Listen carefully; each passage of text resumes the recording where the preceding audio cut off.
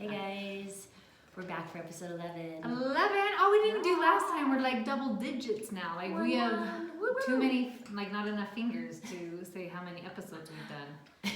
That's out of fingers. That's amazing. Now we need toes. toes. Oh my gosh, that would be so funny. I Not need really. stretchy Gross. pants to do that. Okay, today we are talking about homeschooling through Elementary school. Oh my gosh, we should make like a Sherlock Holmes like reference. It's elementary. Oh, it's elementary, my dear Watson. Go for it, Karen. You just did it. That's good enough. That's good enough. Okay, I'll start. Okay, welcome back to episode 11 called Hey guys. Homeschool. Glad to have you back and be back. Yes, today is awesome. It's a beautiful day. We have had so much rain recently. We live in a desert. Yeah, it's been raining for about a month straight here though. So we are happy for some sunshine outside. Yes, and the pool opened today, just so you know. Yes. I still need to get my pass. Please do. I will. Because you need to come with me. We are just loving your nice reviews and ratings and subscribings. You guys are the greatest. So we want to give a shout out to another nice review we had. This is from Bond219 and it's titled So Helpful. She says, "Thank you so much. I'm just starting out on our homeschool journey and I'm so grateful for your insights. They help my own confidence and excitement for our new adventure rise." Ooh, so exciting. That's a fun new adventure. It really is. You're going to love it. It's terrifying and exciting, all wrapped into one. So true, so true. So today we're going to talk about, as Meg mentioned, elementary school. And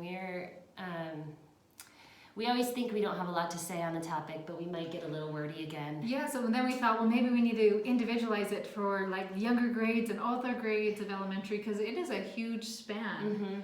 You're looking at about 6 to 7 years. Kindergartners are a lot different than 5th and 6th graders. So it kind of varies. So we may circle back on this topic, but today we're going to try and cover, the broad spectrum of elementary homeschoolers. Yes, and so in Utah, elementary goes up to 6th grade, but I know out of Utah, a lot of times it goes up to 5th grade. Yeah, that's how it was in Florida where I lived. Okay, but it's probably the large amount of children we have in this area. Maybe, I don't know. Yeah, I think it's because of school availability. So we may reference, just know when we say 6th graders, for us it is elementary, but for you, in your area, it could be middle school, junior high. It all kind of varies. But when you're homeschooled, you can call them whatever grade you want. So true, yeah.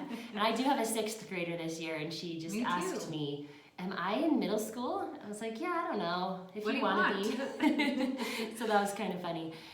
So we're going to try and cover K through 6th, about that range right now, and let you know kind of what we're doing with them. It's way fun. I have 3 currently in elementary. I've got 2. Well, I guess 3 now because my preschooler is technically done. Yes. So I've got kindergarten 3rd and 7th is what we'll have this upcoming school year. So 2 again. Yeah. That's fun. 1 out and 1 in. Yeah. And so it's a really fun time to homeschool. Yeah, it is. A lot of playing and exploring still. It's building upon if you listened to preschool last week, and we talked a lot about just playing with them, they already love learning, just to keep that passion, that momentum going. Yeah. And so you're kind of just doing that, and then it's a big transition period, because by the time they're 12, you are hoping they're independent learners, starting to find their passion. So that's why it's such a broad range. Right. So when you're starting out with a kindergartner, it's going to be very parent intensive and very parent focused, because they can't read well, they can't do any of these things on their own yet. You're really teaching them the very basics of learning and how to learn. And so it's going to be a wide range. And my goal, as Meg also said, is by the end of this time period to have them be independent learners and self-focused on what they want to learn. Yes, and so we're in the middle of that. So my little guy, I think, he's just wrapped up 2nd grade, right? Yes, it's the same as yours. The same, yeah. And he can do some of his school on his own, and some of it we do together. And as he goes, I just keep transitioning, like, which one of these subjects do you want to take on for next year? And math is one of the ones he wants to do on his own, which is funny because most kids are like, I don't want to do math on my own.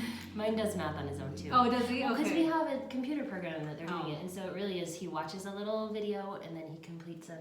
And if he needs help, he calls me, but he does it on his own. That's awesome, yes. So if Briggy gets stuck, then he just knows when we meet together for a minute with Mom that he's going to come with this math worksheet.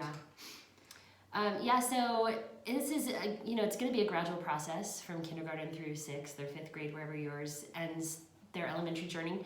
But over that time frame, you're going to slowly be giving them a little more responsibility and a little more ownership of their education. But in that process also, you still want them feeling that love of learning. And keeping that passion alive. Instead of bombarding them with, oh great, you're 10 now, you should be studying, and here's this gigantic laundry list. So, and ways to do that, I think letting them, we've talked about how we both like to let our kids choose the books that they're going to be reading. You give them sort of a collection of ones to choose from, but you let them pick, okay, I want to read this book for my history book this year, or whatever it is, their literature books. And I think there are even studies of being bombarded with over choice. And so you talk about that with like a little kid who dresses themselves, but it's church, and you're like, well, I need you to actually wear a clean dress, right? So it's, do you want to dress A or dress B? Right. And so you're kind of doing that same philosophy, because if you just said, you can learn anything you want, it may be overwhelming. It can be completely overwhelming, especially if you look at my bookshelf. Yeah. It's very overwhelming. So there's just too many choices. So what I'll typically do is I'll pick out a selection of, this is your level and this is the topic I want you learning on, but you get to choose from this collection of books. And they love that because they really feel like they're making a choice, and because they chose it, they're going to enjoy it more, and it's not forced upon them. Right, like I picked this, and it's been interesting with my 6th grader. He picked some really advanced books, and they're over his level. And so I let them decide what they want to do. Like, do you want to push through with it, or would you like to buy a new book, especially if I've bought a book?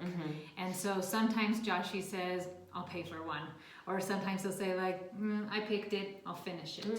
And so it really gives them ownership of like, this book, I don't understand what I'm reading. It doesn't make sense to me. I actually really enjoy biography was one. So Thomas Jefferson, he picked a book, and it is an adult level book. And he goes, today he talked about ratifying a bill. I don't know what that means. And so he goes, I really wanted to know about his childhood. And so we have those books. The Childhood of Famous Americans. Yes, and I have 2 copies of that in my bookcase. So he goes, I'd rather read this one, and I can get it done. Yeah, that's good. I like that. So it is this huge, awesome period of, what do you want your education to look like, but mentoring them and guiding them through the process. I let them choose, the science topic they want to study that year, and I let them choose, the artists that they're interested in learning about, or the composers they want to learn about, things like that. We all kind of as a family will choose together. And also at this age, you can really let them start exploring things that they are just passionate about, things that they truly love. They can read more books or do more things on that topic. And also with the passions, I think you can find, since I have kids who love the arts, that they can find things that they enjoy with the arts. So painting. So there's the cutest program. Oh my gosh. It's a cute little artist. And she has a little YouTube channel. Well, I'll have to just add it to the show notes. I don't know if I know what you're talking about. I know, it's so adorable. But my daughter keeps buying with her own money, like her little art projects and kits. Cool. And her paintings have become amazing. That's awesome. And so it's been fun to say, like, in the Good and the Beautiful curriculum that we both use for language arts, we'll have art projects throughout it. And hers are awesome now. That's cool. Like, doesn't look like chicken scratches anymore. Yes, that's so neat to see that develop. Yes. And I think this time it's a really important thing to just help them gain confidence and self-worth.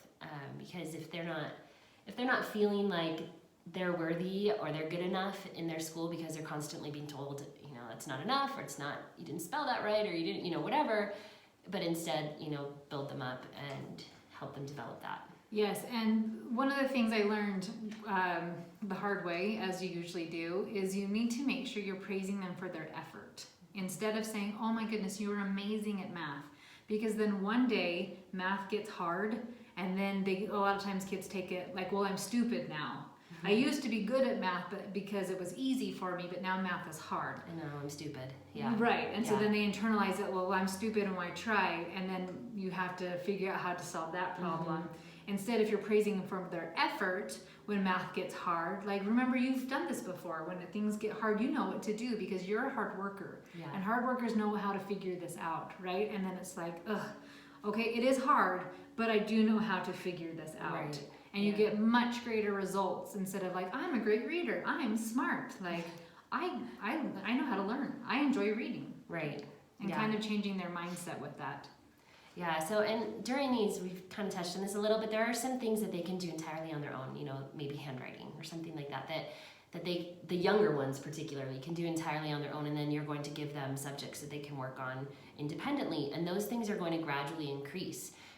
The amount that they do and the level of what they're learning is going to increase.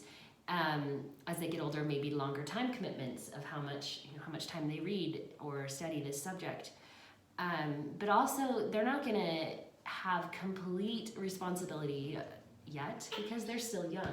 So you can't really just expect a third grader to do all their school on their own and actually do it all and get it all right.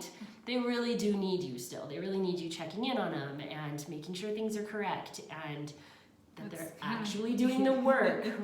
Both of us have had kids that have pretended to do their schoolwork for a long period of time. Quite well. For a long period of time, and we believed them. And then suddenly when you finally check in and see that they have not, it can be really disheartening as a parent. Yeah. So know that they still need that, and they're still young, and they still need mom's help. They do, and it's awesome, and it's fun. I love the Minute with Mom is something that has been huge for us, and it really has been about forming those relationships with us, with each other. And I love my Josh. He had to write in language arts. He had to write an essay. And his whole thing was about if he could get me to laugh or not. That's his favorite thing to do, if he can get me to laugh. Like sometimes my mom gives a compliment, like a forced smile because she wants to be polite.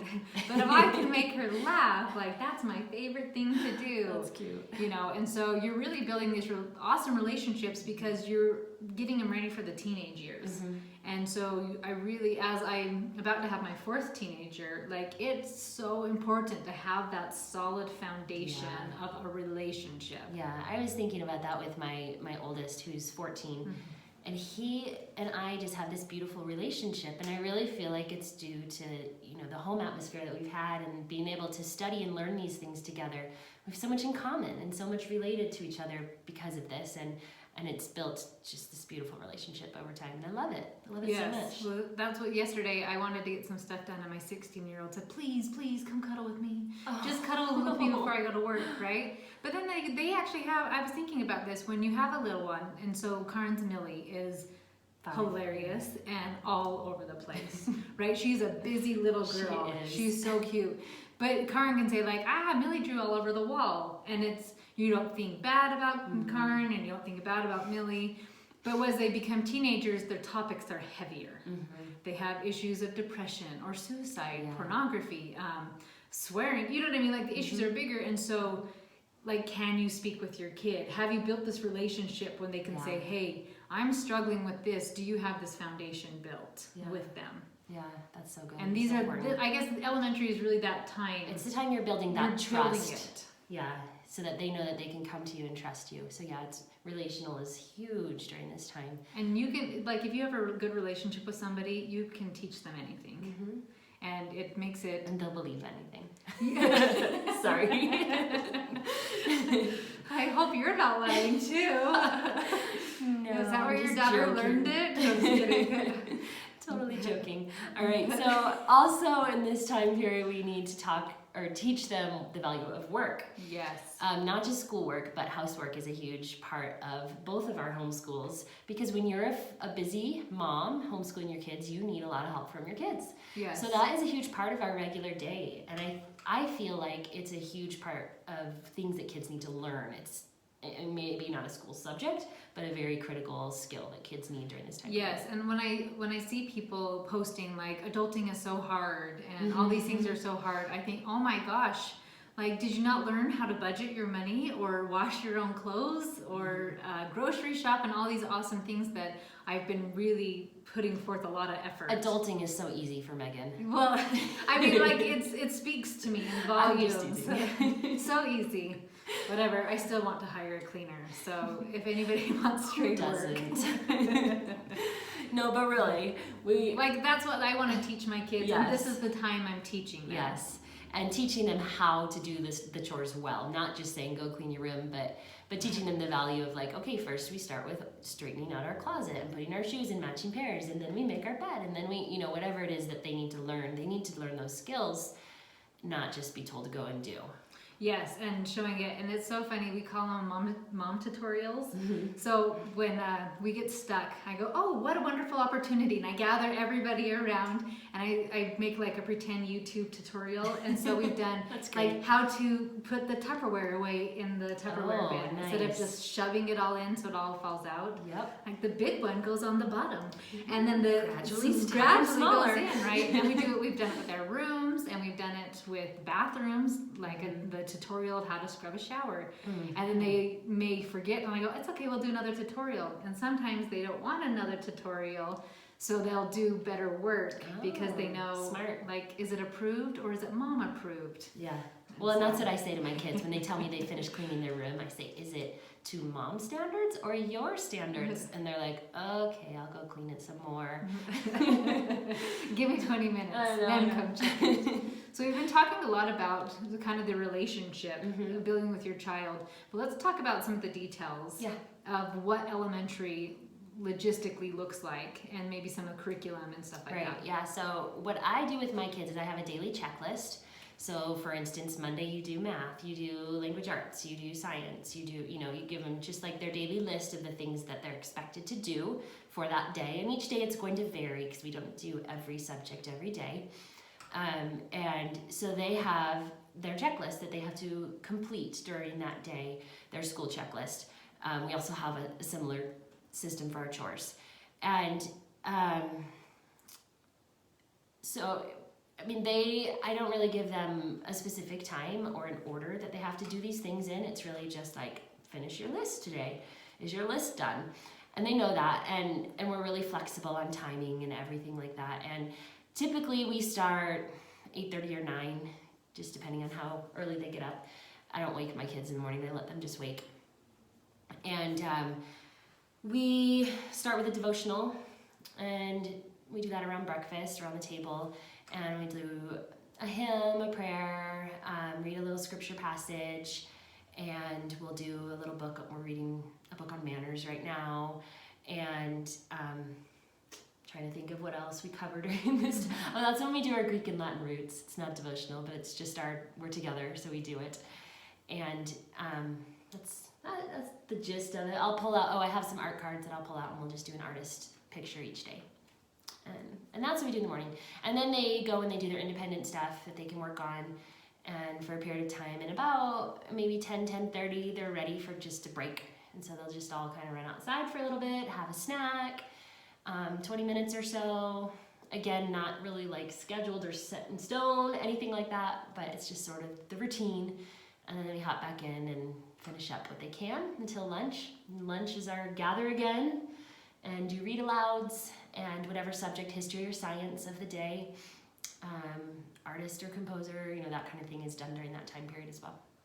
That's awesome. We're usually done 1 to 2 to 4, depending on the kid and the day. That's fun. Yeah, I'm a little similar as far as we have a checklist for I have a checklist for all the kids, and I actually even give them how long they need to read. Okay. Because mine would just keep reading. Oh, and they get mine will do that sometimes too. Yeah. And so they get into a book, especially their literature books. Mm-hmm. They really like it. Or Tess is reading The Hiding Place right now, Corrie ten Boom, which is so good. And so if I don't give them like a cutoff time, then what they do is they read one good book all day long, and they don't get to anything else. And then you feel kind of bad, like, oh, you just read for 6 hours. Well, here's 2 more hours. Now you've got to do all the rest of your list. Yes. Yeah. So when I added a time frame for them, it helped them mentally know, like, oh, if I just focus, school will be done in 2.5 hours or 3 hours or whatever their schedule calls for. Yeah. But I wake my kids up right at 7:45. Those who have slept in. But just Monday through Friday, so we can do scriptures with Dad. And that was the time that my husband we could all commit to 7:45. We discussed the time we could all meet. So we do scriptures and prayers then, and then do our chores and eat breakfast and people go, the big kids don't do the subject of the day with us anymore. Yeah, my oldest doesn't either. Okay, yeah. So we do our subject of the day, read aloud, and then I dismiss mine for independent learning, and I start my Minute with Mom rotation. Oh, okay.